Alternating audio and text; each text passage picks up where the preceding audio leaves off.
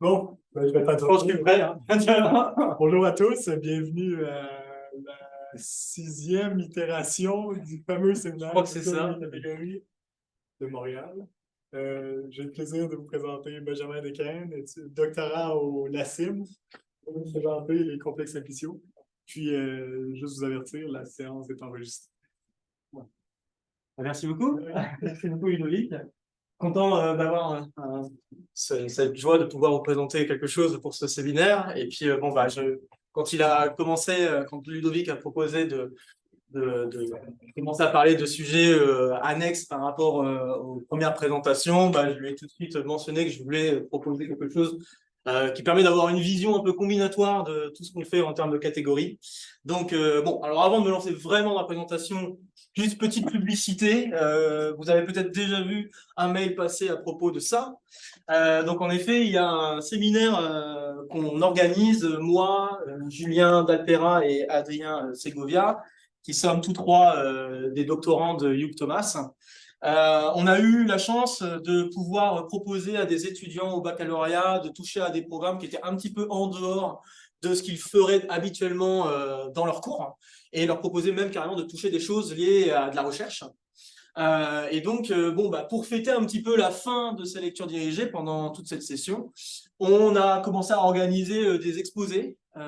Et donc, comme il y en a certains d'entre eux qui risquent d'exposer au colloque pan-québécois de l'ISM, pour ceux qui connaissent, on s'est dit, enfin en tout cas, moi je me suis dit que ça serait bien de les mettre un petit peu en conditions réelles. Et donc, je vous propose de vous joindre à nous pour fêter cette fin de lecture. Ça se fera le mardi 2 mai de 10h à 12h15. Il y aura des pizzas offertes si vous vous inscrivez, bien sûr, parce que je vois pas, il n'y a pas encore beaucoup de monde qui s'inscrit. Il y en a quelques-uns qui m'ont dit qu'ils viendront, mais sans inscription, je ne peux pas encore prévoir le nombre de pizzas qu'il faut. Donc, ça serait bien de vous inscrire si vous en voulez. Et puis, pour ceux qui ne peuvent pas être sur place, donc ça sera dans la salle 5115, donc même étage, mais juste à côté de l'ascenseur. Mais ceux qui ne peuvent pas venir sur place auront la possibilité également de le suivre sur Zoom s'ils le souhaitent. Donc voilà, puisque par exemple, Julien Dalpera n'étant pas sur place, il est en France actuellement, lui, il sera sur Zoom. Donc voilà, ça explique pourquoi il y a la même chose sur Zoom.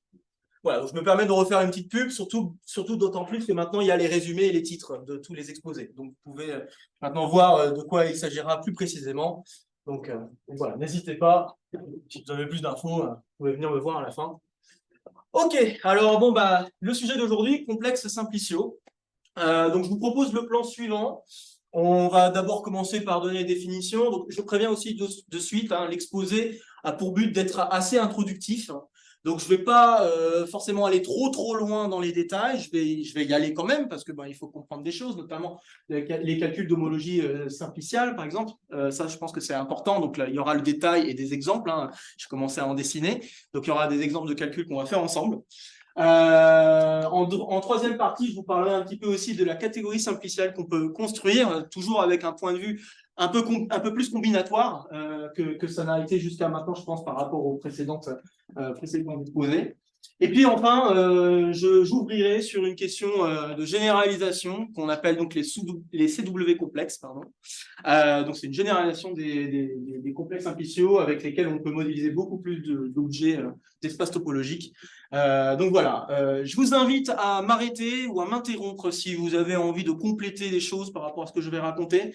N'hésitez pas également à compléter des choses qui sont au-delà de ce que je raconte, comme ça peut permettre peut-être d'avoir une vue d'ensemble. Donc voilà, n'hésitez vraiment pas, ça sera avec joie de vous entendre et puis de compléter tout ça. Bon, alors du coup, commençons. Je vais cacher pour le plan. Donc première partie, il faut que je vous définisse ce que sont les complexes simpliciaux. Et peut-être juste un petit peu avant, je vais juste motiver un petit peu la chose. Alors pourquoi on regarderait ce genre de truc premièrement, ces complexes simpliciaux ont pour but de permettre une étude des espaces topologiques. Il faut avoir en tête rapidement qu'un simplex, c'est une généralisation d'un triangle, d'accord, à dimension supérieure. Mais je vais le redonner. Et en fait, un complexe simplicial, c'est une construction juste basée d'adjacence de triangles. Alors, on ne va pas faire des adjacences n'importe comment, mais c'est des adjacences de triangles, juste pour la faire vraiment très simple. Et il se trouve qu'il y a beaucoup d'espaces topologiques qui peuvent se construire à l'aide de ce type d'adjacences, okay, qui sont homéomorphes, hein, on dira, à ce type de construction. Et donc, ce qui est bien avec cette structure, c'est qu'on peut en exhiber des propriétés topologiques, donc c'est des propriétés qui vont être invariantes par homéomorphisme. Et donc, par exemple, les groupes d'homologie qu'on verra dans quelques instants, en deuxième partie, font partie de ces choses qui mettent en avant ces propriétés topologiques. Un dernier truc que j'ajouterais, c'est aussi que les calculs qu'on fera de groupes homologiques pourront s'implémenter en informatique. Donc ça, c'est vachement cool aussi, si on veut faire des exemples. Donc voilà. OK. Alors, on est lancé. D'abord, il faut que je vous définisse ce que c'est un simplex. Alors, je vais dessiner un petit exemple. Quoi. Dessiner un petit dessin, oui, aussi. Mais donc,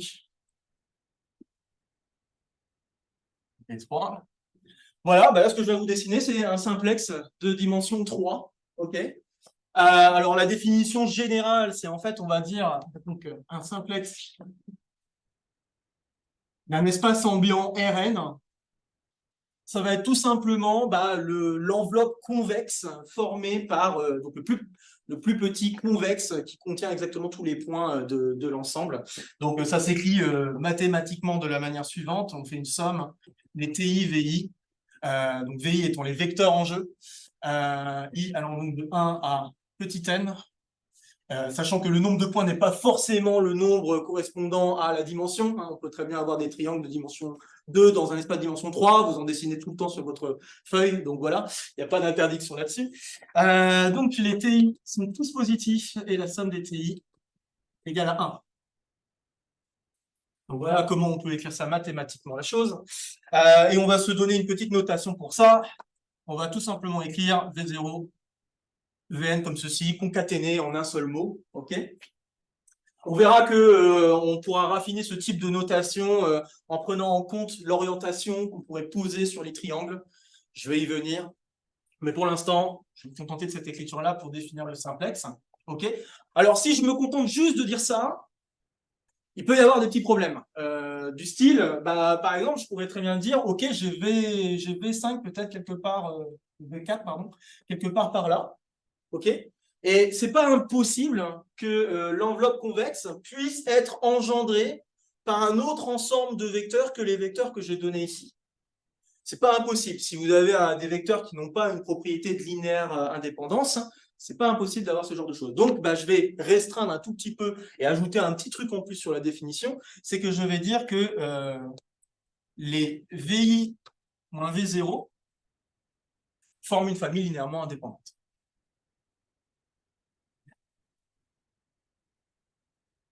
Voilà. Comme ça permettra d'affirmer, c'est ça l'avantage de cette hypothèse supplémentaire, c'est que ça permet d'affirmer qu'il existe un unique ensemble de vecteurs qui engendre un simplex donné. Donc il existe un unique ensemble de vecteurs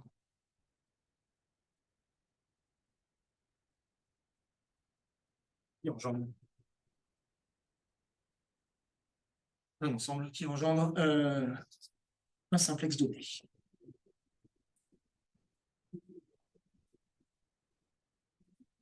Ok. Est-ce que jusque-là, ça va? Ok.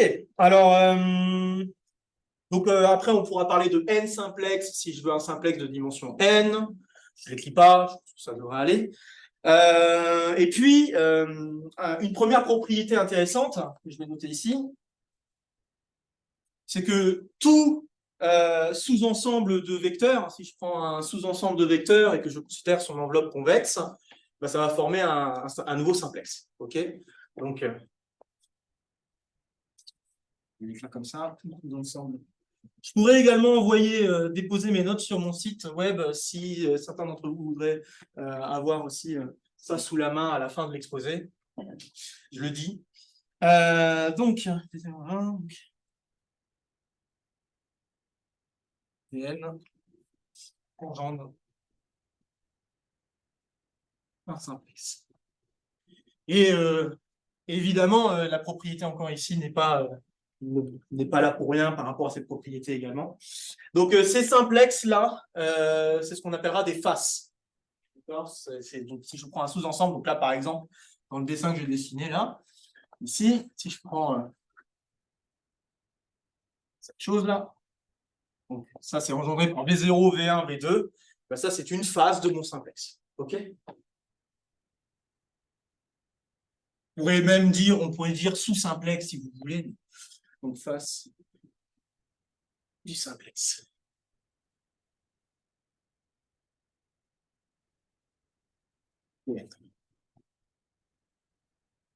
OK. Ça va toujours? Bon, alors après, bon, il y a plein de noms. Le tableau. Okay. Il y a plein de noms possibles pour certaines faces particulières, comme les zéro-faces. Donc les simplex de dimension 0, c'est des sommets, c'est des points. Dimension 1, c'est des arêtes. Dimension 2, des faces. Et puis bon, on appelle aussi, ça c'est un nom qu'on donne parfois quand on travaille avec des espaces de dimension bien plus grande. Donc quand on travaille avec des espaces de dimension n et qu'on veut regarder les faces de dimension n-1, on appelle ça des facettes. D'accord? Facettes de TE à la fin. Donc voilà, juste pour vous donner un peu de vocabulaire, c'est assez usuel de voir ce genre de choses. Et donc, bah, c'est quoi un complexe simplicial? Définition. Bah, ça va être un ensemble de simplexes qui vont vérifier quelques petites propriétés. Donc, complexe simplicial qu'on va noter là. Okay. Donc, c'est un ensemble fini. Là.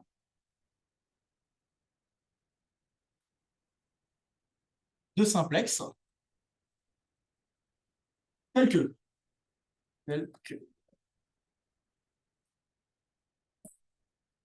Premièrement, si j'ai deux simplexes, pardon, si j'ai un simplex, même tout court, si j'ai un simplex et que j'ai un simplex qui est dans le gros simplex, bah, ça doit faire partie du K. Donc en gros, toutes les faces, si vous voulez, toutes les faces du simplex que j'ai dans K doivent être un élément de K. OK? Donc, comme ça, toutes faces d'un simplex de K est dans K. OK? C'est un peu comme si je disais que l'ensemble K était stable par sous-simplex ou par inclusion, je ne sais pas comment on peut dire ça. Bref. OK. Et puis, alors, donc j'ai dit tous les éléments sont des simplexes, ça je l'ai dit. Et un autre truc qui est assez important, c'est que si j'ai deux simplexes, donc si sigma et sigma prime sont deux simplexes de K, potentiellement pas forcément l'un inclus dans l'autre, alors il faut que l'intersection soit également une face. Donc ça doit être une face commune de sigma et sigma prime. Et donc ça doit être une face, je vais dire ça, face commune de sigma et sigma prime. Et bien évidemment, en termes d'inclusion, bon, je n'ai pas besoin de le réécrire parce que c'est la propriété 1, en termes d'inclusion, cette intersection doit être dans K. Et ça, c'est quand même assez important comme propriété. Je vais vous faire un exemple et un contre-exemple par rapport à ça. Donc, un exemple, bah, de toute façon, je peux prendre peut-être ceux que j'ai déjà dessinés.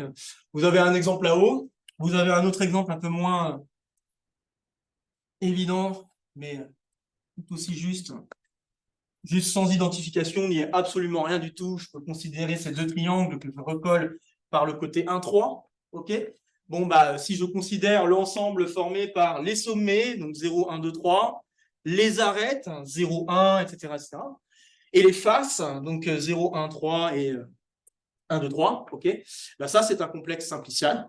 OK? Et vous voyez que là, le truc important, donc l'intersection entre les deux faces, qui est l'arête, donc là, les deux grosses faces là, qui est l'arête donc 3, 1, eh bien, c'est bien une face commune des deux simplexes. Ce qui ne sera pas le cas pour l'exemple que je vais donner maintenant.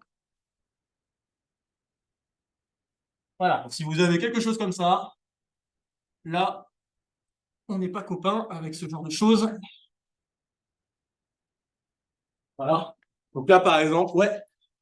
Ben, tu peux finir la phrase, mais après ça, pourrais-tu revenir sur la condition que l'ensemble K soit fini? OK. Je...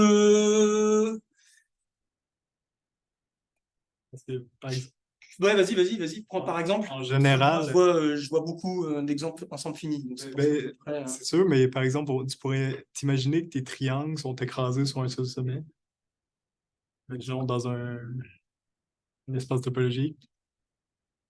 Par exemple, si tu veux associer un espace topologique ouais, un complexe simplicial, ouais. il se pourrait que ce complexe simplicial-là soit pas un ensemble fini.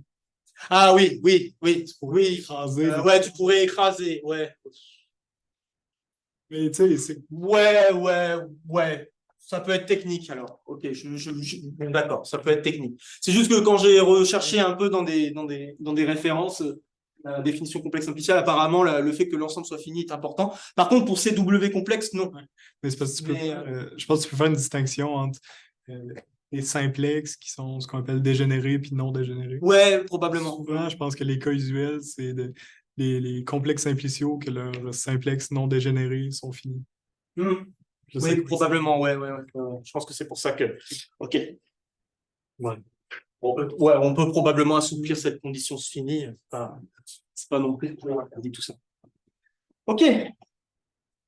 Bon, bah, très bien. Alors ça, c'est bon, c'est la première partie. Qu'est-ce que... Oui. Ok, donc ce que je voulais ajouter. Donc là, j'ai donné, comme j'ai dit, ça c'est un contre-exemple. Euh, on peut définir à partir de ces ensembles, donc ces complexes simpliciaux, on peut définir la réalisation d'un complexe simplicial, parce que bon, bah, ça, l'adjacence de triangle va donner lieu à un polyèdre. Bon, bah, ça va être l'objet topologique qui va nous intéresser, en fait. Donc, en effet, la réalisation, donc si j'ai K, ici, donc je continue dans une autre définition. Donc, si j'ai K un complexe simplicial,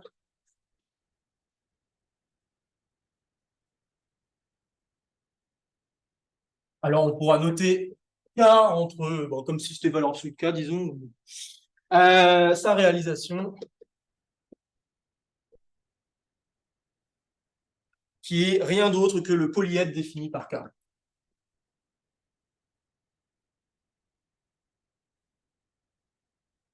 Donc, défini. Je crois que c'était, hein, non? Normalement, c'est un E, mais un polyèdre. Ah. Ouais. Ok, donc alors par contre, chose très importante ici, c'est que on peut avoir différents complexes simpliciaux qui engendrent le même polyèdre. Exemple très facile à voir. Celui-là et oups, l'autre diagonale, celui-là. On remplit bien sûr les deux faces. Donc la réalisation de ces deux complexes simpliciaux donne exactement le rectangle.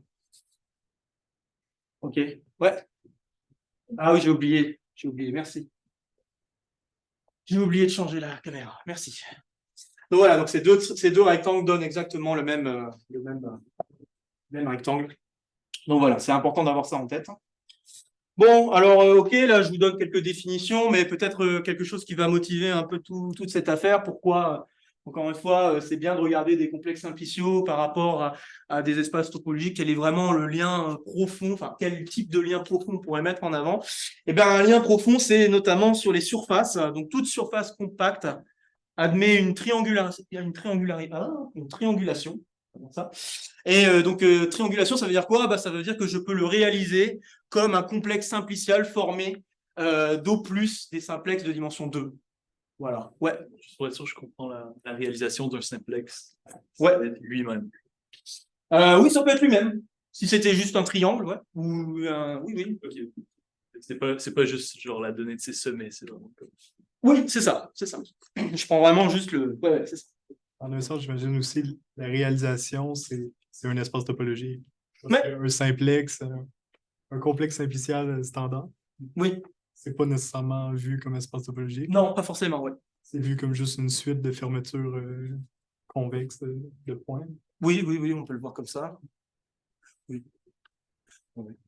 Donc, bon, par contre, c'est vrai que j'ai deux noms pour ce théorème. Alors, je sais pas, moi j'ai vu théorème de Rado, si ça parle. Si ça parle pas, j'ai Ramsey aussi, mais je sais pas si c'est le même. Non, je suis pas très sûr. Parce que bon, comme je l'ai vu, je crois que j'ai dû le voir en anglais et en français. Et apparemment, peut-être ils ont pas le même nom en anglais et en français. Donc, je vais mettre les deux noms dans le doute. Ok. Donc, ce théorème énonce en effet que toute, je vais réécrire ce que je viens de dire à l'oral, toute surface compacte, variété de dimension 2, compacte, admet une triangulation.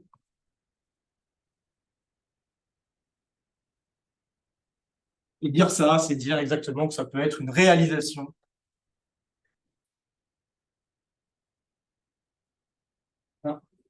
complexe, simplicial, formé, vendu, par des deux simplexes. Je pense que ça suffit de dire ça. Et tout ce qui peut être inclus dans ces deux simplexes, bien sûr. Donc, les arêtes, les sommets.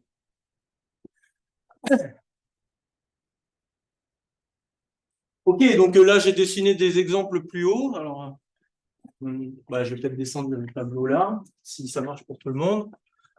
Hop. Donc, par exemple, le tore. Donc, voilà une triangulation possible du tore. Hein. Évidemment, il n'y en a pas une unique, mais en voilà une de triangulation possible. Donc, le tore, de manière imagée, on peut vraiment le voir comme un rectangle où on identifie les côtés opposés, d'accord? Et on essaie de, bien sûr, faire correspondre l'orientation de chaque côté des arêtes.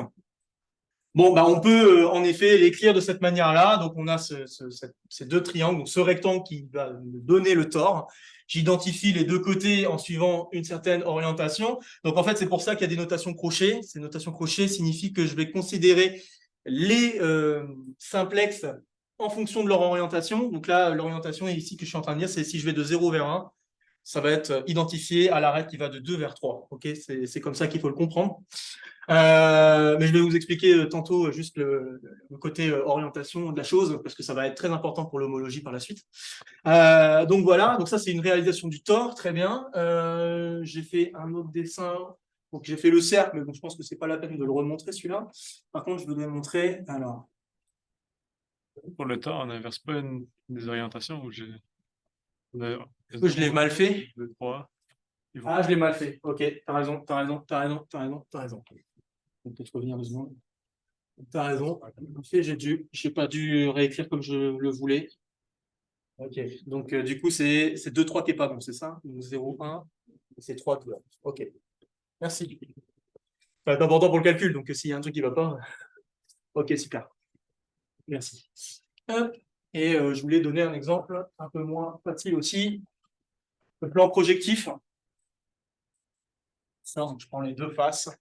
Également, peut s'écrire, donc la triangulation du plan projectif peut s'écrire de cette manière-là, avec encore une fois des identifications entre les sommets et entre les arêtes suivant une certaine orientation. J'ai dessiné également le cercle, mais ça sera peut-être pour le calcul, ça sera plus utile. On peut également faire la même chose pour le ruban de Mobius. Hein. Pareil, vous avez votre rectangle, et puis vous identifiez les côtés opposés, mais vous devez le tordre. D'accord? Donc, c'est tout à fait possible de faire également une triangulation de cette surface. Donc l'orientation, bien sûr, j'ai pas mis d'orientation, c'est en effet vrai, même si la surface n'est pas orientable. Ok, je pense que je vais pouvoir enchaîner avec la seconde partie. S'il n'y a pas d'autres questions, je suis juste en train de demander la réponse est là. Oui, question. Est-ce que la restriction de toute surface compacte, est-ce que ça dépend seulement de cette restriction de dimension, alors le fait que la dimension ne peut pas être infinie? Alors, ce truc-là. Parce que si on prend par exemple Rn ou quoi, ou R2, on le peut voir comme beaucoup de points. Ouais. Simplement un ensemble de points. Ouais. Et la seule condition qui n'est pas bien avec ça est la dimension. Alors, est-ce que ça c'est le seul truc-là, ou est-ce qu'il existe d'autres raisons pour lesquelles on ne le peut pas faire avec les surfaces non compactes? Je pense que tu as dit la chose qui posait problème, à mon avis, c'est le côté. Oui, c'est peut-être le côté non borné ou quelque chose comme ça qui pose problème. Mais après, j'ai pas de Ouais, je sais pas. J'avoue que je ne sais pas plus que ça. Je ne sais pas. J'aurais dû me pencher davantage là-dessus. J'ai préféré me pencher davantage sur l'homologie en fait. Mais à mon avis, ouais, je pense que c'est le côté non borné en tout cas qui pose vraiment problème parce que quand tu réalises par rapport à un nombre de points, ouais, je pense que je dirais ça. Je pense que c'est une question de côté non borné qui pose problème. Après, j'ai pas le souvenir. Je l'ai survolé très vite la preuve. Donc j'ai pas. D'accord. Il y avait quelqu'un qui voulait peut-être poser une question. Ben, je sais pas, j'avais un peu une question, c'est sur le tableau qui est derrière celui-là. Ouais, vas-y. Ouais. Ça. Bon, les points ils sautaient de 1 à 3, mais je pense que c'est pas. Il n'y avait pas de 2 là. Non, j'ai pas mis d'identification ni. Ok. Non, c'était juste pour donner un exemple. J'ai juste 2 triangles comme ça que je colle et j'ai fait aucune identification autre. Mais je pense que Pour le dire dans les. C'est ça. Ok, j'ai mal compris quoi? Dans la définition, ça fait 1, puis après ça fait 3. Ah merde. Non, juste, c'est bon. Non, c'est parce que sur ma feuille, j'avais mis 1, l'ensemble doit contenir doit contenir des simplex. En fait, j'avais mis en 1, c'était ça, que ça faisait un ensemble fini de simplex. En 2, c'était ça. Non, en 2, c'était. Oui, c'est ça. Et puis en 3, c'était ça. Et du coup, j'ai mis 3 parce que sur ma feuille, c'était 3. Bon, c'est pas grave. Ok, très bien. Je sais plus compter. Mais aussi, un peu. Quand on dit que leur intersection est comme une. Je veux dire, parce que si jamais on les regarde juste vraiment comme. On les imagine vraiment juste comme des points dans Rn, Ouais. alors on peut pas vraiment. Enfin, les trucs d'identification comme ça, on sont pas. Je veux dire, si on les voit vraiment comme des points dans Rn, Ouais. des ensembles de points vraiment. La réalisation, alors, avec la réalisation, on pourrait jamais. Sur les points. On pourrait jamais faire comme un cercle, par exemple. Donc, il faut qu'il y ait comme une. Il faut qu'on les voit un peu. Ouais, bah, tu vas les voir à homéomorphisme près, hein, ces choses. Non, je sais, mais je veux dire. Ouais. Parce que maintenant, ok, ok, ouais, ok, mais. Ouais, non, c'est pas que. C'est bon, c'est juste. Ouais. Ok. Je voyais pas trop. Mais je peux peut-être comprendre ce qui peut poser problème. Mais oui, on considère toutes les choses au homéomorphisme près. Donc, faut pas. Ok. D'autres questions peut-être? Non, ça va? Ok. On va passer à la partie 2 alors. L'homologie simpliciale. Oui, alors en fait, c'est ça, en fait, le cercle, oui, ça marche, mais mettons le tore, par exemple, seulement on le voit vraiment comme des triangles. Comment on peut faire l'identification? Comme soit il faut passer dans plus de dimensions, ou genre. Pour le cercle, en effet, ça marche. Mais pour le tore, par exemple, Ouais. seulement on imagine, en fait, juste avec cette définition-là, comment on représente le fait que 0,3 et 2,1 vont être identifiés. Parce que si on le voit comme un ensemble de Rn, ben là, leur intersection est vide. Alors qu'on veut évidemment que leur intersection donne une face.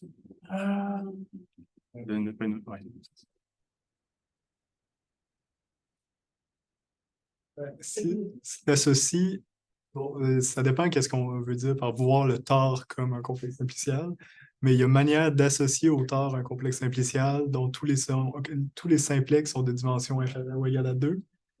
Ce qu'on va faire, c'est quoi un simplex? C'est une fonction d'un certain objet de dimension n vers ton espace. Fait que les arêtes, par exemple, c'est comme des fonctions du simplex de dimension 1 vers ton espace. Puis là, tu fais juste t'arranger pour que la fonction qui est représentée par 0,3, c'est la même Que la fonction représentée par. Autrement dit, leur image coïncide sur cette partie-là. Fait que ça représente un peu l'idée d'un recollement d'arête. Il y a plusieurs manières de rendre ça formel. Ouais. On peut écrire ça catégoriquement aussi comme la Comme des dégénérescences ou la des colimite. Ouais. Puis dans la colimite, c'est la colimite d'un certain diagramme. Mais ce diagramme-là exprime le recollement. le point de vue que tu es en train de donner, c'est le point de vue CW complexe, justement. Parce que c'est le point de vue CW complexe, c'est exactement faire du recollement et puis et puis faire des colimites de cellules que tu ajoutes au fur et à mesure pour reconstruire ton espace. Donc, C'est vrai qu'avant ce point de vue-là, c'est un peu compliqué de parler ouais, du tort comme le. Pour parler, donc, la réalisation, genre, strictement, ce serait l'image des fonctions qu'on a définies ouais, sur les. ouais. Pour être plus précis, ouais. Je voulais juste, bon, voilà, j'ai donné les exemples, mais c'est vrai que j'aurais dû les donner un peu plus tard. Mais c'était juste pour rappeler certaines choses sur une réalisation possible topologique de ces espaces-là. Mais ouais, il y a plusieurs trucs en jeu. On va le voir là. Ça suffit d'un peu. J'avais une question, ouais. Ouais, vas-y. Bah, vas-y. Par contre, c'est quoi la définition d'un simplex? Oui, on prend l'enveloppe convexe d'un certain ensemble de vecteurs. Pourquoi on ne prend pas juste les vecteurs? C'est quoi? On pourrait prendre juste, mettons, 4 points et dire que ça, c'est un. Bah, rien ne t'en empêcherait, mais il faut ajouter. Bah, après, si tu fais ça. Après de la réalisation, genre. Ouais, je pense que c'est ça qui poserait peut-être. Parce que c'était la réalisation logique. Après, tu peux tout centrer à zéro, sinon. Ouais, à la base. Ouais. Au final, ça ne change absolument rien, j'ai l'impression. Mais c'est peut-être plus économique. Ouais, c'est plus imagé d'avoir l'enveloppe convexe que juste imaginer des points. Après ça, si tu veux faire un CW complexe, il faut que tu prennes la réalisation après, parce que tu veux que l'image d'un 3 simplex, ça représente physiquement un tétraèdre dans ton. Ouais. Tandis que si, pour toi, un 3 simplex, c'est juste 4 vecteurs, ben là, l'image de 4 vecteurs, Ouais, c'est juste 4 après l'image de la réalisation. C'est ça, fait que tu as toujours une réalisation sous-jacente. Ah, bah ouais, j'avoue. Tant qu'à travailler tout le temps avec la réalisation, t'en mets dans l'édition, je sais. C'est le même concept que span, un algèbre linéaire. Ouais, je pense même que je pense que c'est engendré, mais tu peux faire ça de voir engendré, mais barycentriquement. Oui, c'est ça. Des compositions paracentriques. Oui. Ok. Bon, alors, oui, donc du coup, homologie simpliciale. Bon, bah, c'est des groupes particuliers. Comme je l'ai dit, l'idée, c'est vraiment d'avoir des invariants topologiques. Alors, un intérêt, c'est que c'est les groupes d'homologie, donc les groupes d'homologie qu'on va noter, on va quand même donner une notation tout de suite à ces choses qu'on va construire.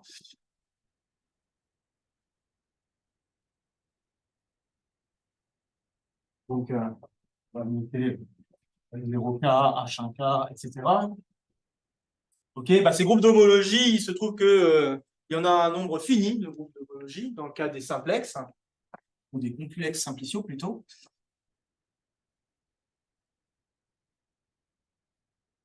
Oups. Voilà. Et puis, comme je l'ai dit, on peut les calculer à l'ordinateur. Donc, ça, c'est plutôt cool si on veut faire des exemples. Alors, l'idée est la suivante. Donc, d'abord, il faut que je pose une idée d'orientation, d'accord, pour pouvoir me lancer à faire des calculs. L'idée d'orientation, ça veut dire qu'il faut que je donne un ordre sur les sommets. C'est comme ça qu'on va voir une orientation sur le simplex. C'est comme si je donnais un ordre sur les sommets. Donc,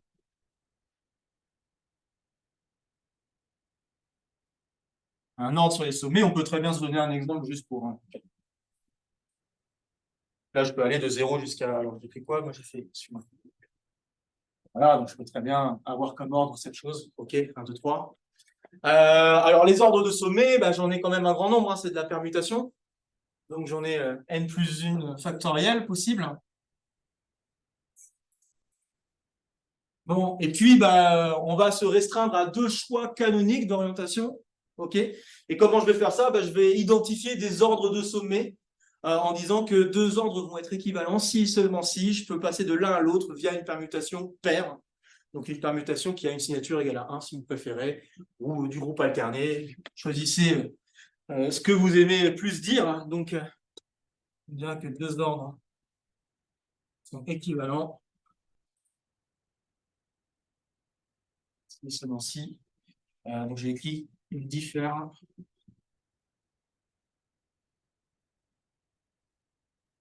Une diffère d'une permutation alternée, groupe alterné.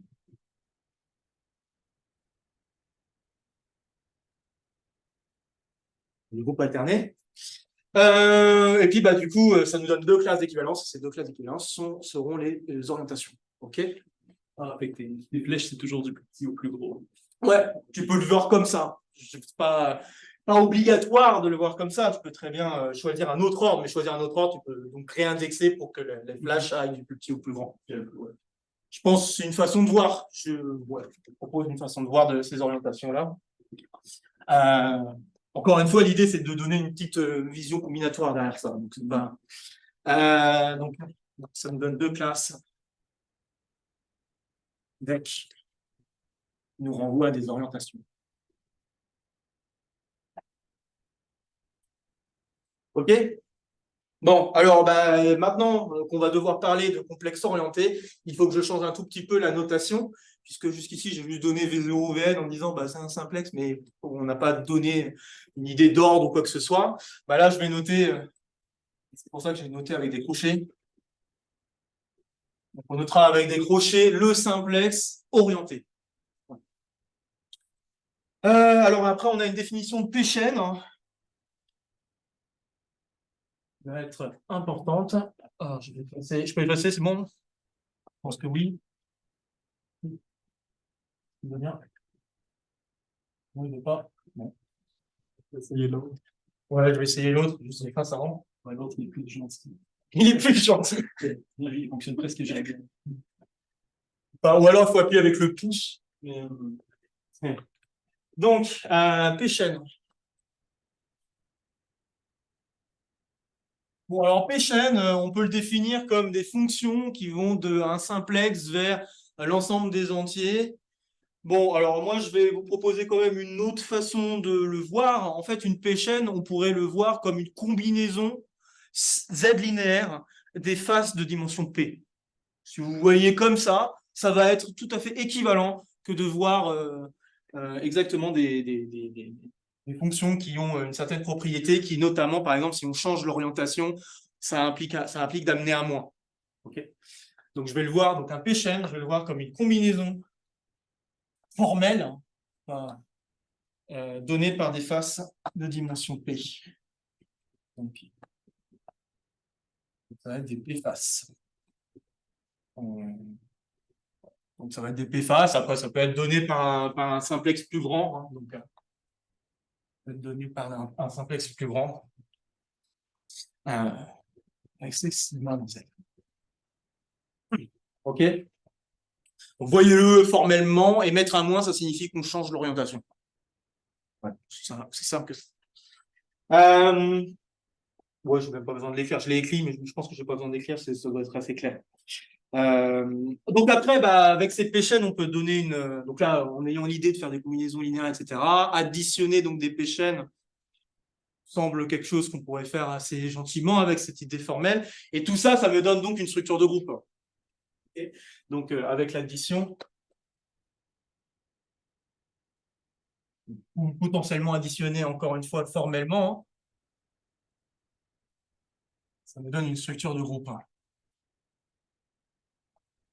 On peut noter CPK. Donc là, bon, j'ai dit d'un simplex, mais ça pourrait être tous les simplex de K. Je devrais peut-être l'écrire plutôt comme ça, à mon avis. Ça permettra d'éviter de s'embrouiller. Donc, si je veux parler des P-chaînes d'un complexe simplicial, je peux juste prendre les P-faces du complexe simplicial et faire une combinaison Z linéaire de cela. Donc, OK. Alors, on s'y menait à. Est-ce que je vais direct sur des exemples ou pas? Je vais réfléchir si je fais direct l'exemple ou si j'avance un peu dans ma construction. Bon, je peux donner, je peux donner peut-être l'exemple ici. Hein. Donc, si je voulais, juste un petit exemple comme ça, pour le fun. Donc, si je reprends le triangle qui est là-bas, en fait, je peux très bien voir donc les P-chaînes. Donc là, par exemple, si je veux voir le groupe formé des zéro faces, ça va être ce module ou ce groupe.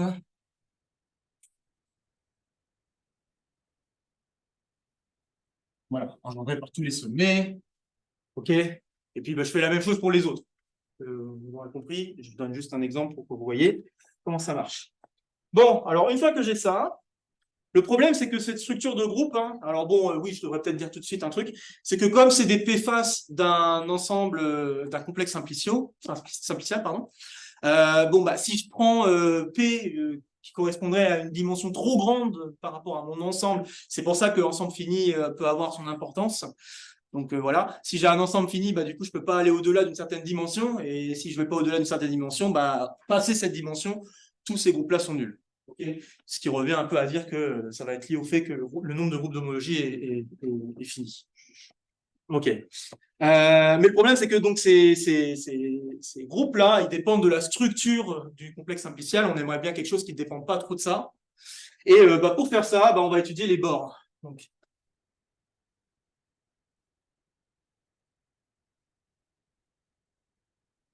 ça, c'est un problème. Hein.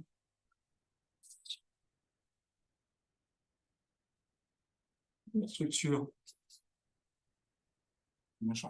simpliciale.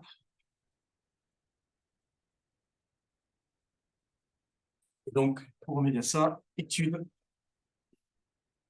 des bords. Alors, ça va être quoi ces bords? Hein, changer encore d'écran. Bah, ça va être des fonctions qui vont me permettre de passer de CP vers CP-1.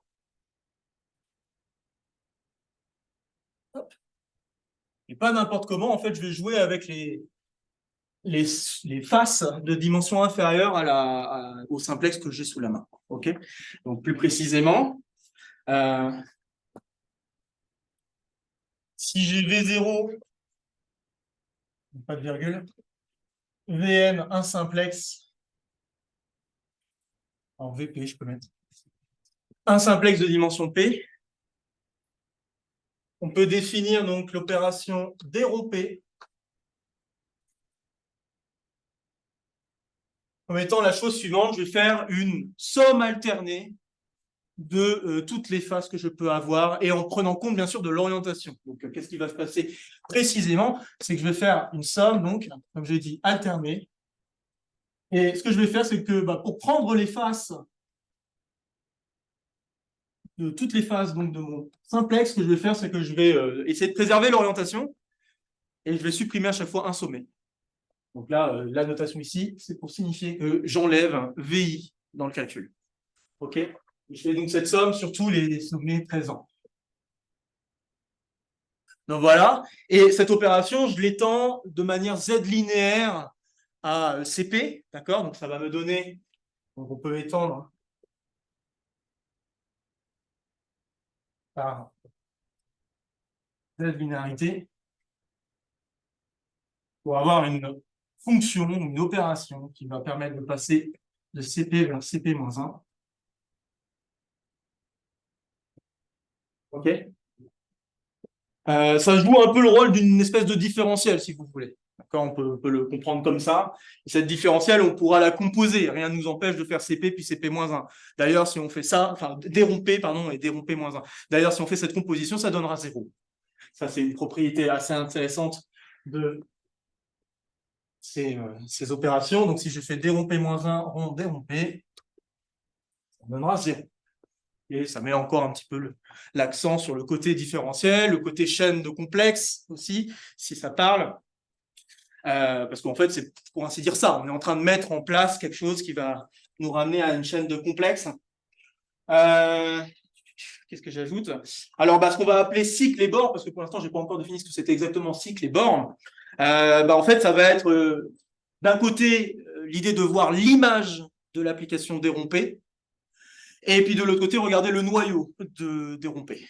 Donc, c'est ça, en fait, la définition de bord et de cycle. Donc, plus précisément, cycle, donc c'est l'ensemble des taux dans CP tels que dérompé. Les cycles, c'est les noyaux, la question de noyaux, et les bords, c'est les images. Donc, c'est les dérompés plus 1. Donc, c'est les images d'une face supérieure. Tac, donc avec tout dans CP plus 1. OK? Ça va toujours? Encore une fois, on va faire des exemples de calcul, hein, vous en faites pas. Juste, maintenant, je pose les choses.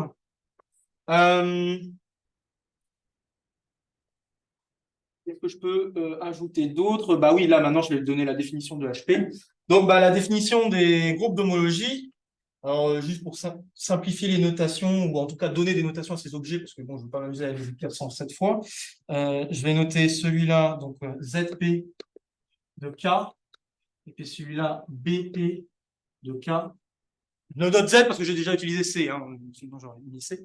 Donc, OK. Et bah, ce qui est bien avec le fait que les dérons se composent, c'est que je sais qu'il y a une inclusion entre les deux. Il y a une question d'inclusion entre les deux. Donc, notamment, si j'applique déron P à ces éléments-là, j'obtiens 0. OK. Donc, je sais que BP de K est inclus dans ZP de K. Donc, rien ne m'empêche de faire un quotient entre ces deux choses. Les deux groupes, finalement. Et en fait, c'est exactement ce quotient-là qu'on définit comme groupe d'homologie. Le quatrième groupe d'homologie de K. Ça va? Ouais? Super. Alors, bah, on va faire des exemples. Hein. On est parti un petit peu là. Alors, je vais commencer par le cercle tranquillement, juste pour dire. Je vais changer l'écran après.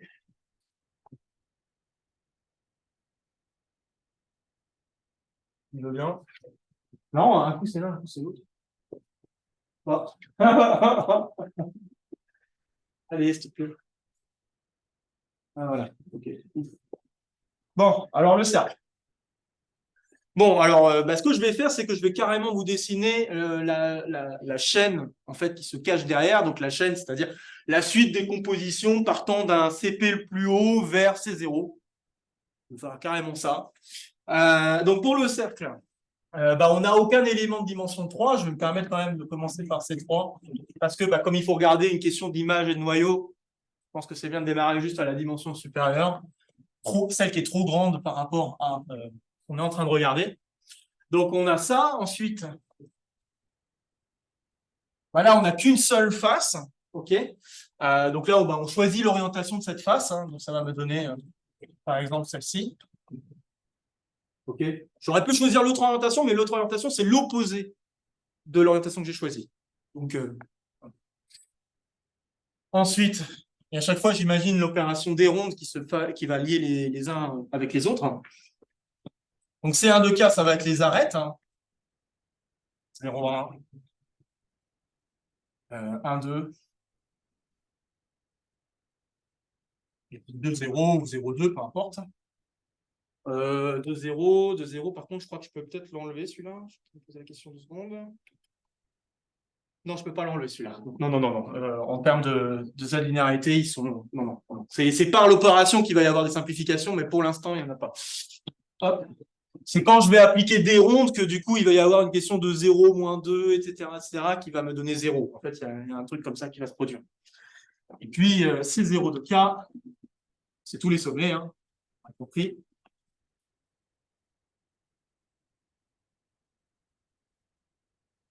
Et puis, bon, bah, juste par convention, on peut noter C-1 de K, 0. Voilà, bon, juste pour compléter la chaîne. OK, alors, bon, bah, maintenant, si je veux étudier les groupes d'homologie, tout ce que j'ai à voir, c'est les images et les noyaux donc, de chacune des applications qui sont là. Très bien. Alors ici, je vois que niveau noyau, on a 0. OK. Parce que bah, cet élément-là, il ne va pas être envoyé vers 0, hein, il va être envoyé vers... Donc, si je fais vite fait le calcul, lui, il va être envoyé vers 0,1, pardon, 0,1. Il faut que je le fasse dans le bon ordre. Donc 1, 2, moins 0,2, plus 1, 2. Donc, il n'est pas envoyé vers 0. Pas de problème avec ça. Donc, bah, le noyau, il est nul. L'image est nulle. Donc, Pas 0,1, le dernier élément. raté, oui, merci. Merci. Donc, on a ça. Très bien. Maintenant, si je m'intéresse à lui, là. Alors, lui, si je veux essayer de voir quel pourrait être le noyau, il faut que je regarde les images de chacun. Les images de chacun, bon, là, je fais direct la liste. Hein, on a 0 moins ça. On va avoir Alors c'est dans le sens d'ailleurs. 1 moins 0. On va avoir ici 2 moins 1. Et puis on va avoir 0 moins 2. Et donc ça, c'est les différentes images qu'on peut avoir des arêtes. OK? Et bon, bah là, il y a, je pense que vous pouvez voir assez facilement une relation qui serait d'additionner tout le monde. Donc si vous additionnez tout le monde, vous obtenez 0. OK? Donc ça donne un élément du noyau et il se trouve que ça va être le seul élément du noyau. Donc ça va être dimension. Est-ce que c'est bien ça que je dis? Que je vérifie que je n'ai pas de bêtises. C'est le seul élément. Je pense que oui, hein, c'est le seul élément du noyau.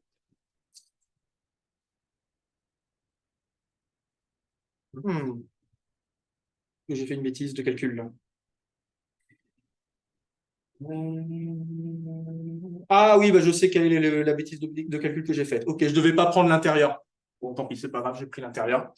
Donc en prenant l'intérieur, ça va faire 0, en effet. Donc du coup, oui, le H1 vaut 0. En fait, ça vient du fait que ça va être contractile. Enfin, le fait que c'est contractile, ça explique pourquoi beaucoup d'homologies qui sont écrites là vont être nulles. Et je pense que seul H0 va être non nul ici, puisque c'est le dernier H0 correspond à l'idée de connexité.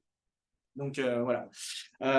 Si j'avais choisi que ce truc-là soit vide, là vous vous serez retrouvé avec ici 0, et puis ici vous avez un noyau qui serait non nul. Du coup, vous auriez H1 qui vous aide. Ça, c'est exactement l'homologie pour le cercle, si vous ne prenez pas l'intérieur. Donc là, j'ai pris l'intérieur, donc évidemment, j'aurais peut-être pas dû, mais voilà. Bref. Donc, on obtient ça, et puis si on va jusqu'au bout, le dernier, donc là, je vous épargne un peu le calcul, on va obtenir Z. OK. Est-ce que je dis pas de bêtises? Oui, je pense que je dis pas de bêtises. Donc c'est le seul élément connexe. Hein, donc encore une fois, ça aide aussi pour s'assurer qu'on n'écrit pas de bêtises. Donc voilà. Est-ce que donc je sais pas quelle heure il est là?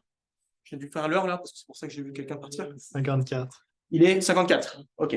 Avez-vous une préférence sur lequel vous voulez voir comme calcul d'homologie? Juste un deuxième plus intéressant. Donc, je peux vous faire, à mon avis, soit le tore, soit le plan projectif, suivant ce qui vous intéresse le plus à voir comme calcul. C'est des plans projectifs. Plan projectif? Je pense, ouais, parce que bon, le tore, c'est quelque chose qu'on voit assez souvent. Donc, pourquoi pas? Plan projectif. Pas besoin de changer l'écran, donc c'est bien. C'est aussi un avantage. Alors. Juste que je vérifie que je n'ai pas fait d'erreur de calcul en même temps. Donc, je vais faire exactement pareil. Donc, je vais partir de C3, puis après, dimension 2, dimension 1, 0, et puis c'est moins 1, convention. OK, exactement le même genre d'idée. Et donc, bon, bah, alors, pour les faces, ici, nous avons donc deux triangles. Donc, bah, ça va être les deux éléments qui engendrent ces deux. Donc, je vais avoir 0, 1, 2, plus, je vais quand même suivre ce que j'ai écrit, pour être sûr que ça colle niveau calcul. Donc, on a ça, très bien. Pour C1 de K, alors C1 de K, il faut faire attention aux identifications. D'accord? Donc, si vous faites attention aux identifications, vous voyez qu'il n'y a que deux arêtes qui vont vraiment apparaître en tant que face, finalement, de notre complexe. Donc, du coup, on va avoir... alors, je choisis 0, je pense que j'ai choisi... Est-ce qu'il y a deux complexes? Non, il y en a trois, pardon, il y a la diagonale. Donc, il y a la diagonale aussi. Donc, il y a deux arêtes qui sont 0,1 et 0,3 qui sont identifiées, là. Il y a une question après d'identification 0,3 et 1,2, mais inversé. Donc, il y a des questions de... Donc, ces deux-là, ils vont apparaître, hein, donc 0,1 et 0,3. Et puis, la diagonale, qui, elle, n'est identifiée à personne. Donc, voilà. Oui, il y en a trois, pas deux. Donc, OK. Et puis après, bah, on a les arêtes, hein, les sommets, pardon. Et les sommets, ici, bah, on a 0 qui est identifié à 2. On a 1 identifié à 3. OK. Donc, bon, bah, les seules arêtes, c'est 0 et 1 si je veux vraiment prendre des classes en termes d'identification. Donc, j'ai celui-là et celui-là. Parce que jusque-là, ça va. Ouais. OK. Alors maintenant, voyons qu'est-ce qu'il en est concernant l'opération des rondes. j'ai pas envie d'effacer ça, par contre, j'essaie de garder les calculs. Alors, la première chose qu'on peut remarquer, c'est que, donc si je m'intéresse à celui-là, là, cette application-là, si on se lançait à faire les calculs, on se rendrait compte que c'est injectif. D'accord? Donc, il n'y aura pas moyen d'avoir un noyau à partir de cette chose. Donc, il faut s'amuser à vraiment faire les calculs en détail si on veut vraiment s'assurer que tout va bien. Mais je vous le dis, si vous vous lancez à faire les calculs, ça va être injectif. Du coup, ça va m'impliquer que le H2, je vais écrire ici, le H2 est nul. OK. Alors là où les choses vont commencer à être très intéressantes, bon, je vais peut-être faire H0 tout de suite. Ouais, je vais peut-être faire H0 tout de suite. Parce que la chose la plus intéressante, c'est H1 dans cet exemple. Donc je vais tout de suite faire H0, peut-être, je pense. Donc H0, si je m'intéresse à H0, je pense qu'il y a moyen de s'en rendre compte en faisant du calcul. Donc si je fais l'image de 0,1, donc si je fais l'image de 0,1, j'obtiens 0 moins 1. Et je sais que 1 est une infie à 3 et ça ne simplifie absolument rien. Je vais avoir ensuite des ronds de 0,3 qui est envoyé vers... Je suis sûr que j'ai fait la soustraction dans le mauvais sens encore. Donc, c'est 1 moins 0. Ici, c'est 3 moins 0. Sauf que 3, c'est la même chose que 1 dans les identifications qu'on a écrites. Donc, on se rend compte que c'est la même chose que des ronds de 0,1. Donc là, on voit du coup qu'il y a un noyau qui se profile. OK. Et puis, on a un autre élément... un autre élément noyau qui va intervenir, c'est justement 0,2 lui-même. Donc, si je fais 0,2, normalement, je dois écrire que c'est 2 moins 0. Sauf que ça, 2, c'est la même chose que 0 dans les identifications. Ça me donne 0. Et donc ça me donne le noyau. Du coup, j'ai l'image. L'image, ça va être juste une copie de Z. OK. Et copie de Z, du coup, là, ici, pareil, le noyau, c'est une copie de Z. Non, c'est 2 copies de Z, pardon. Donc 2 copies de Z quotientées par une copie de Z, ça fait une copie de Z. Voilà. OK? Jusque-là, ça va? Bon, alors maintenant, le H1. Changer de trait parce que comment ça va être un peu trop petite celle-là. Alors, là, il faut que je regarde. Donc là, pour l'instant, j'ai regardé. J'ai vu que le noyau, apparemment, c'est 2 copies de Z. D'accord? Il faudra que je sois plus précis là-dessus, parce que ça va être très important. Il faut que je sois plus précis là-dessus, mais je vais y revenir sur la précision après. Je vais écrire l'image de Déron 2, peut-être. Alors, comment je peux faire? J'aimerais bien peut-être faire... Ouais, je ne sais pas. Donc, je vais effacer un peu là, et puis je vais peut-être essayer de faire comme ça en ayant sous les yeux. La caméra a changé. Comment? La caméra a changé. Ah, flûte. Comment on l'a fait pour changer? J'ai appuyé. T'appuies comme au centre. Je ne sais pas comment j'ai fait pour changer. J'ai changé? Je peux peut-être changer sans faire exprès. Vous êtes vraiment en retard. Comment? Je suis peut-être vraiment en retard, tu crois? Non, la caméra est peut-être vraiment en retard, tu sais. J'en sais rien. Mais alors, je vais essayer d'avoir un peu de place. Alors, attends. Donc oui, je vais faire 0, 1, 2. Je vais écrire ça. Des ronds de 0, 1, 2. Et des ronds de... C'est un 2, 3 normalement, non? Non, c'est 0, 2, 3. Juste avoir tout dans le même tableau, parce que sinon, après, on risque de se perdre un peu. Donc, si je m'amuse à faire ces calculs-là, donc je vais avoir... alors, on est parti. Donc, ça, moins ça, plus... on va avoir 0, 1. Ici, on va avoir 0... Donc, 0, 2, on a dit quoi? Pas 0, 2, 2, 3. Parce qu'à chaque fois, je m'enlève le mauvais sommet, je commence par celui du tout. On ne va pas faire ça. Donc, 0, 3.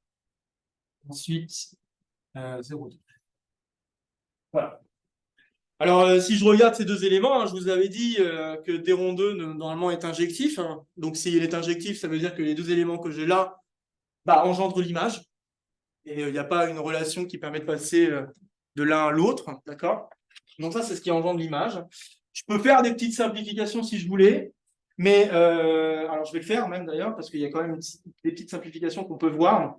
Donc par exemple, notamment le fait que 0,3 est égal à 2,1. Donc on peut pouvoir écrire que c'est égal en fait à plus 1,2 ici. Parce que j'aimerais tout réécrire en fonction de 0,2 et tout ça. Comme ça, vous voyez vraiment le fait que c'est pas de relation entre les deux. Donc il y a ça. Après, qu'est-ce qu'il faut que je mette 2,3, 2,3, 2,3, c'est la même chose que 0,1. Donc je peux me permettre de mettre 0,1 ici. Et 0,2, il était déjà présent. Donc je suis content qu'il soit présent. Voilà, comme ça, vous voyez clairement que je mens pas sur le fait qu'il n'y a vraiment pas de relation qui permet de passer de l'un à l'autre. Il y a juste cette histoire de moins et de plus qui change. Mais du coup, vous voyez que ce qui engendre l'image peut aussi s'écrire comme je vais regarder, si j'additionne ces deux-là, je peux écrire, il y a une question de 2 fois cet élément 0,1 qui peut intervenir. Et puis, il y a également 2 fois, donc si je fais la soustraction des deux, je vais avoir 2 fois 0,2 qui intervient. OK? Donc, il y a pas mal de petites choses là intéressantes. Alors, et le noyau de l'autre côté, donc le noyau, si je reviens ici, donc le noyau ici, il est engendré par, d'un côté, la soustraction, donc là c'est la même image, donc la soustraction de 0,1 par 0,3. Alors 0,3, c'était la même chose que, je vais essayer de l'écrire de la même manière qu'ici en fait. Donc 0,3, c'était la même chose que 2,1. Donc je peux peut-être l'écrire comme plus 1,2. Et puis, je vais avoir juste 0,2 qui est tout seul. Donc, je vais avoir ce truc-là. OK? Et il se trouve que, bon, lui, je vais pouvoir le tuer par rapport aux calculs qui ont été faits ici.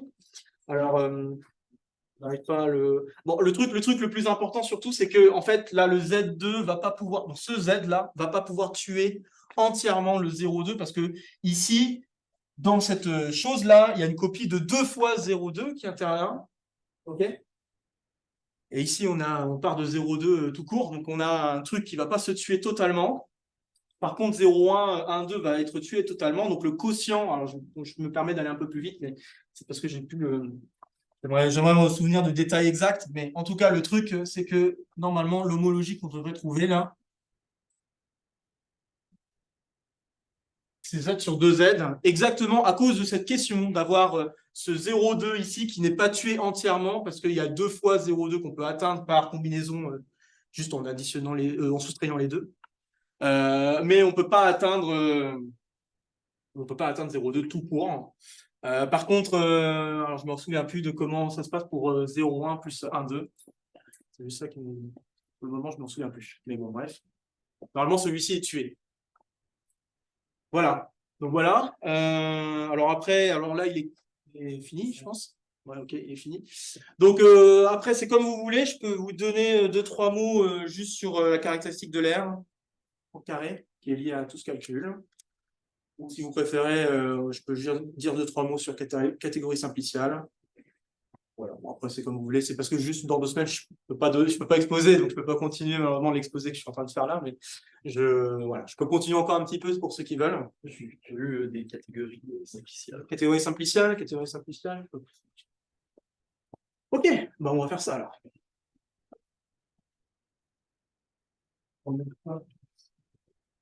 Bon, je vais essayer de faire ça en une quinzaine de minutes.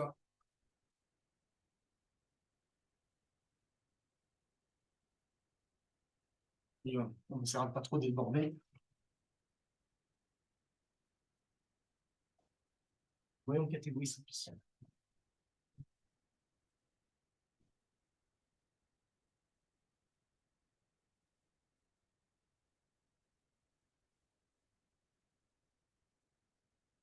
Ok.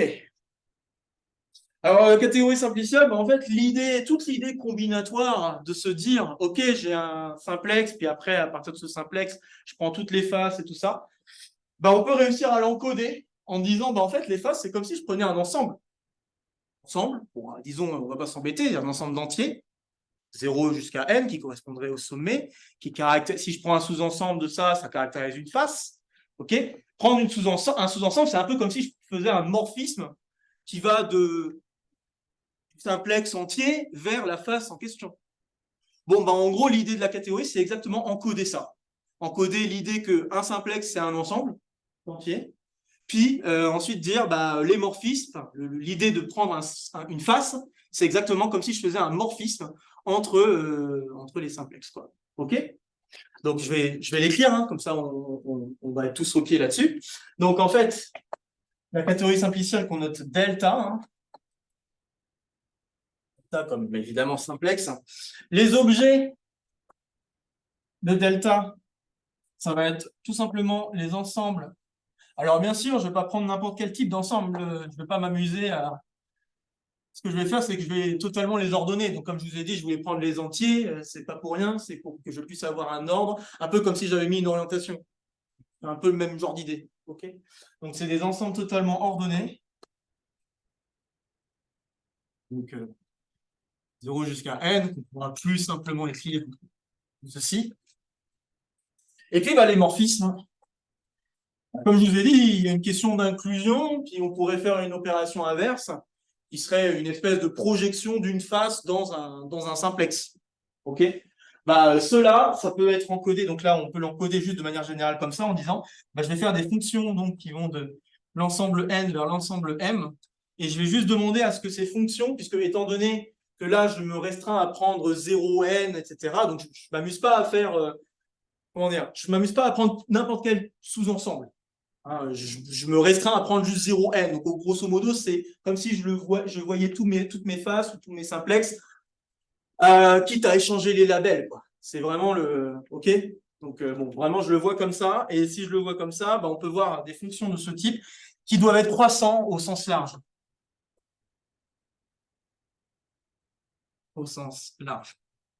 Alors, qu'est-ce que ça veut dire que ce truc? Bah, je vais donner un exemple. Donc, si je prends 0, 1, 2, 3, alors, je crois que je suis allé jusqu'à 4, et je veux l'envoyer vers 0, 1, 2, bah, un moyen de le faire en respectant cette règle de croissance, c'est exactement, enfin, c'est par exemple, je peux faire ça. Ensuite, j'ai 3, 2, par exemple. 3 vers 2, 4 vers 2. OK? Alors, vous pouvez peut-être voir une espèce de gimmick. Déjà, la première chose, c'est que si je m'amuse à dessiner les morphismes de cette manière-là, jamais les flèches ne se croiseront. C'est une chose à noter. En termes de combinatoire, c'est sympa. Mais un autre truc intéressant aussi, c'est que vous pourrez remarquer que je peux le décomposer, ce morphisme. Je pourrais très bien dire, bah, d'abord, j'envoie 3, 4 vers le même sommet 2, d'une certaine manière, et puis j'envoie 1, 2 ensuite vers le même sommet. Donc, on peut le comprendre un peu de cette manière-là. Si on le voit de cette manière-là, bah, en fait, on pourrait écrire ce morphisme-là comme étant, bah, je vais comme ceci, puis vers 1, 2, 3, je fais un petit intermédiaire. OK? Et donc, bah, par exemple, dans un premier temps, je vais identifier 1 et 2 vers le même sommet. Donc, je pourrais faire ceci. Puis, tous les autres, bah, ça doit être 300 au sens large. Donc, après, je n'ai pas trop le choix. Puis, une fois que j'ai fait ça, bah, je vais identifier ces deux-là pour le sommet 2. OK? Alors là, ce que je viens de faire comme morphisme, hein, c'est un morphisme bien particulier où bah, on passe d'un ensemble n à un ensemble n-1 et juste j'identifie deux sommets au même endroit. Bah, c'est ce qu'on appelle une dégénérescence. OK? Donc une dégénérescence, c'est exactement ces morphismes-là.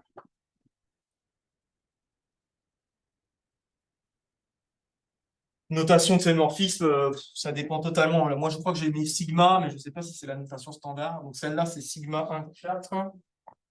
Celui-là, c'est sigma 2, 3. Donc le 1 signifie que j'ai envoyé 1 et 2 vers 1. OK? Et le 4, c'est parce que je suis parti de l'ensemble jusqu'à 4. Quoi. OK? Juste pour la notation. Et c'est pareil pour 2, 3. OK?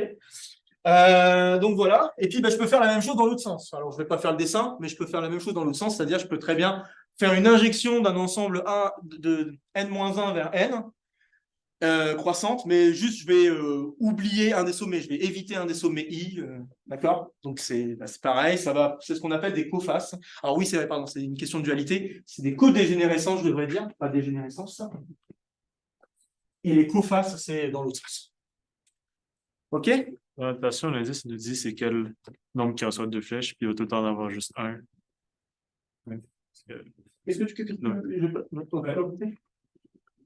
Non, mais dans la notation, quand il est écrit comme ça, c'est qu'il y en a une Ici, c'est juste dire, OK, je pars d'un ensemble à 4 éléments, donc c'est l'exposant. 4 éléments, 5 éléments, du coup. C'est l'exposant. Et le nombre qui est ici, ça veut juste dire que 1 et 2, je les identifie à 1. Puis il n'y a pas d'ambiguïté parce qu'il y a toujours Non, il n'y a pas d'ambiguïté. un qui reçoit 2 flèches. Ouais. Là, le dernier que tu vas pouvoir noter, c'est 3. 3, 4 va être envoyé vers 3. C'est la dernière que tu peux noter. Et la première, 0, ça sera 0, 1. Et tu envoies sur 0. Il n'y a pas d'ambiguïté là-dessus. Alors, tous ces morphismes-là ont des propriétés, des règles de calcul. Genre, par exemple, là, vous voyez qu'il peut y avoir des questions de commutativité si les dégénérescences sont assez séparées. Après, il peut y avoir potentiellement des relations, des espèces de relations de trait, si on veut, mais c'est pas, encore une fois, m'étendre davantage. Et bon, juste pour terminer peut-être là-dessus, comme ça au moins c'est dit. À partir de cette catégorie simpliciale, on peut définir des objets simpliciaux dans des catégories. OK? Et donc voilà peut-être une manière de les définir.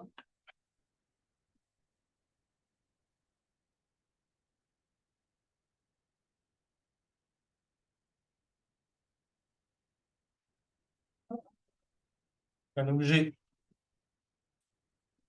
simplicial.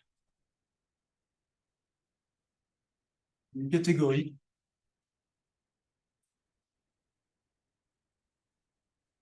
Ça va être un préfaisceau. Donc, vous pouvez peut-être juste le comprendre plus facilement en disant que c'est un foncteur contravariant sur delta.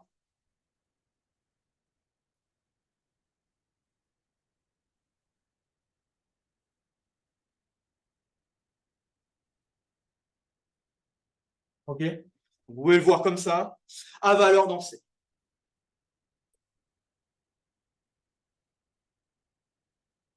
C'est un peu comme si vous injectez d'une certaine manière la catégorie delta dans la catégorie C. Ça peut être une façon de voir ce que c'est un objet simplicial. Ça peut permettre ensuite de travailler les ensembles. Donc, à l'intérieur des ensembles, par exemple, la catégorie des ensembles, on peut y voir des ensembles simpliciaux.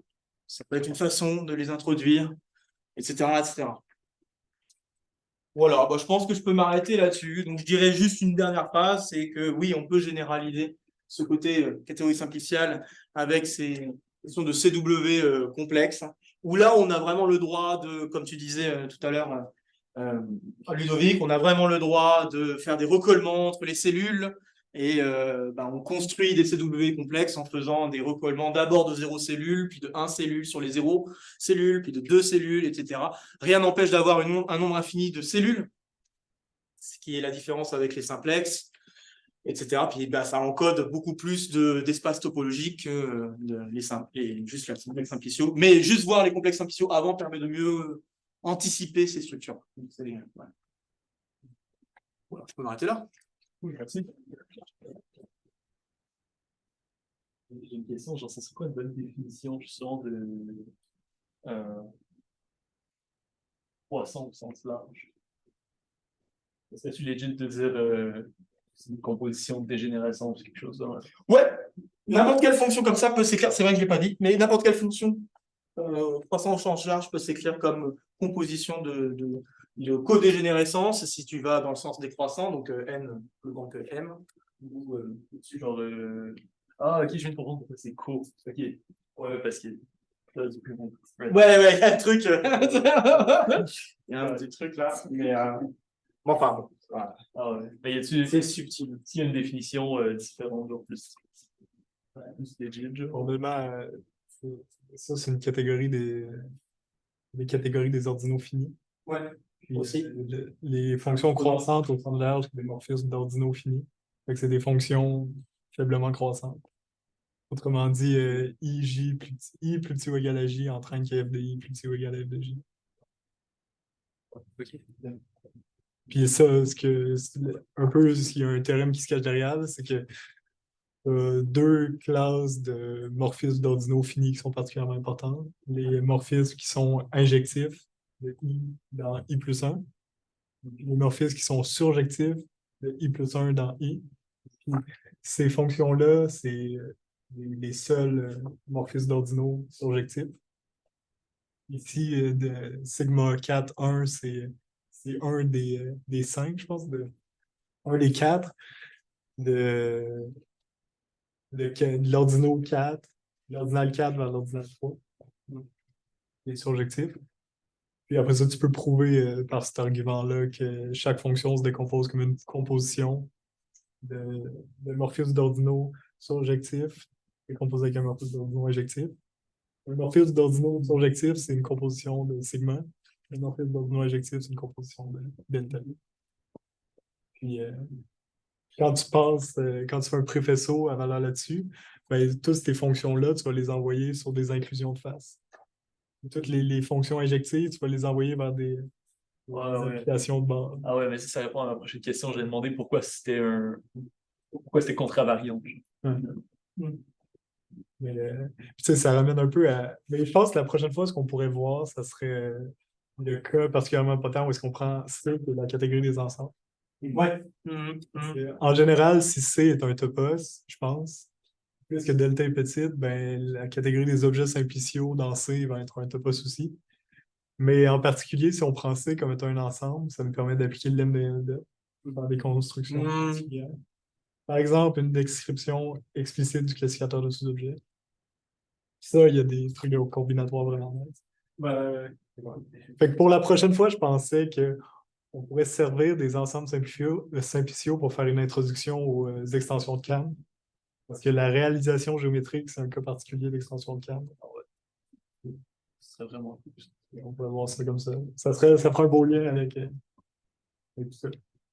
Ouais, c'est pour ça que quand je lui ai dit que j'avais envie de parler de complexes simpliciaux, il s'est dit je pourrais enchaîner. As-tu d'autres questions? J'avais aussi une question. Parce qu'au début, tu avais dit qu'on pouvait les calculer par ordinateur. Qu'on pouvait calculer par ordinateur les groupes d'homologie. Ouais. Il y a un algorithme pour calculer les groupes d'homologie de n'importe quel coefficient.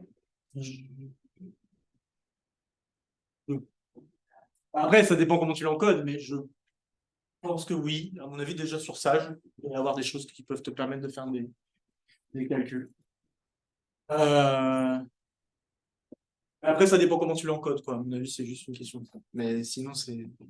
Donc, c'est-à-dire, qu'est-ce que tu vas identifier, tu vois, je ne sais pas à quel point est-ce que tu as besoin, à mon avis, tu vas peut-être pas te contenter juste d'envoyer la surface, tu vas vraiment donner la triangulation et qu'est-ce qui. Oui, mais c'est ça, je pensais à. Mais à partir de là, oui, tu peux. Mettre une description vraiment explicite comme ça. Ouais. À partir d'une description explicite, je pense que oui, il y a tout ce qu'il faut, même déjà sur ça, à mon avis, pour faire ça. Tu as parlé des CW complexes. Est-ce que c'est comme une catégorie de CW complexes? Alors, il y a la possibilité de construire une catégorie avec les CW complexes. Là, comme ça, je me souviens plus de comment on l'a construit exactement. Mais je suppose que les morphismes entre les CW complexes va avoir une allure de ce genre en disant je vais envoyer sur des sous-cellules ou dans des CW complexes plus petits qui sont inclus dans. Je suppose, mais après, j'ai pas le. Bon, en tout cas, j'ai vu que ça existait. Donc, je sais qu'on peut faire des catégories avec des CW complexes. Après, à quel point, je pense que vraiment ce qui joue le rôle qui va nous aider à faire des généralisations, c'est cette idée de faire des chaînes comme ça. Mais après, j'ai plus le détail exact. Je ne sais pas avancer davantage. Mais en tout cas, je sais que ça existe. Mais moi, il y a une catégorie un peu plus grande. Genre, tu peux la construire comme une sous-catégorie des espaces topologiques. Ouais. Mais moi, il y a une catégorie un peu plus grande qui est plus utile. C'est le Compactly Generated Weakly Hausdorff Space, un truc comme ça. Ah bah c'est ça. C'est elle? Bah, c'est ça. Je sais pas si c'est exactement la même. C'est ça, je crois. De mémoire, c'est. C'est W, c'est quoi déjà? Je crois compactly. C'est W, C'est pas closed plutôt ou compact? Ah, mais. J'ai un doute sur ça. W, c'est oui. Oui, ça c'est sûr. Mais quand il a dit compact, tu vois, j'ai eu un doute. Cette catégorie-là, ça se construit. D'accord. C'est classique, là, c'est chiant, mais c'est classique, ça existe. Je la connais pas par cœur. Puis, chaque CW complexe est un de ces types d'espaces-là. C'est Compactly Generated Weakly Hausdorff Space. Puis, je pense que pourquoi c'est intéressant, c'est que je suis vraiment pas sûr, mais j'ai l'impression, là, je dis n'importe quoi, fait que prends mettre le partage. Oh, tu peux le dire, c'est bon, c'est entre nous, t'inquiète pas. Ouais, tu couperas la fin, là. Tu couperas la fin, mais j'ai l'impression que ça, c'est plus proche d'un cartésien close.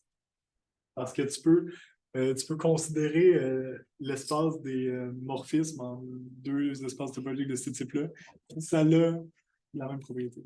Tandis que je pense qu'en général, quand tu prends l'espace des morphismes entre deux espaces topologiques, ça se comporte très mal. J'ai l'impression que c'est ça qui est en jeu là.